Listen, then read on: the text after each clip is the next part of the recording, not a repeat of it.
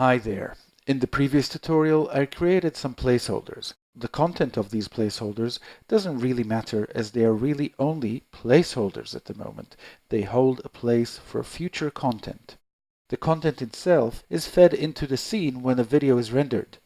The placeholder's purpose is to define what happens to the content, and that's done with bounding boxes.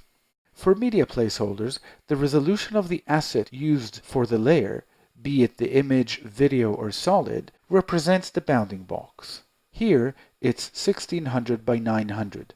You then have control over how other assets are scaled and aligned inside the bounding box. It is always best to prepare all assets in the same resolution as the bounding box, but that's not always possible. In the story building suite or through API, images and videos can be scaled using one of three options. Fit means the whole asset is visible in the bounding box. The assets are scaled down or up, so keep your bounding box resolution no larger than what's needed. If the asset is not the same aspect ratio as the bounding box, transparency is used. Fill means the whole bounding box is filled, with no transparency. The asset is cropped if it is not the same aspect ratio as the bounding box. The last option specifies not to scale the image.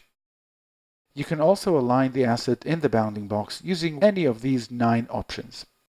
A flat color always uses the whole bounding box area. When using video, there is another aspect to the bounding box, and that's the duration. If the video asset is shorter than the layer used to generate the placeholder, you can choose to cut the layer when the asset ends, or to loop the asset, or to hold the last frame until the end of the layer. Text placeholders have bounding boxes too. When using a point text layer, the bounding box is the layer edges. When using a paragraph text layer, the bounding box is the paragraph box you draw. I recommend using paragraph text layers. It gives you greater control on drawing a bounding box. Here too, you have control over the behavior of any new text in the bounding box. You do that using alignment and wrapping.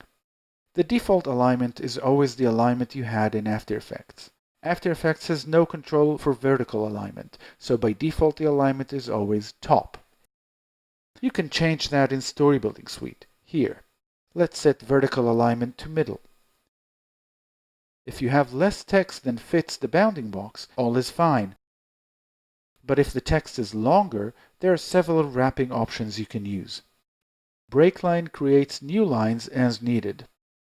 Shrink reduces the font size so that the text fits in the width of the bounding box. Minimum limits the shrink behavior by specifying a minimum font size. Truncate replaces anything that doesn't fit with an ellipsis or any other text you'd like. You can also combine these features.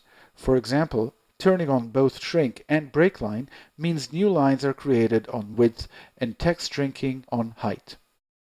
You also have control of the style of your text placeholders. You can change the font, color, size, add a highlight or underline, and more, and you can do all of that without going back to After Effects. To learn about all that, check out the Advanced Text Placeholder Options article here in the Academy. There's a lot of control of audio layers in Story Building Suite as well. Check out how to add audio to a scene article for more information. In the next tutorial, I introduce IDMs scene tools, so stay tuned.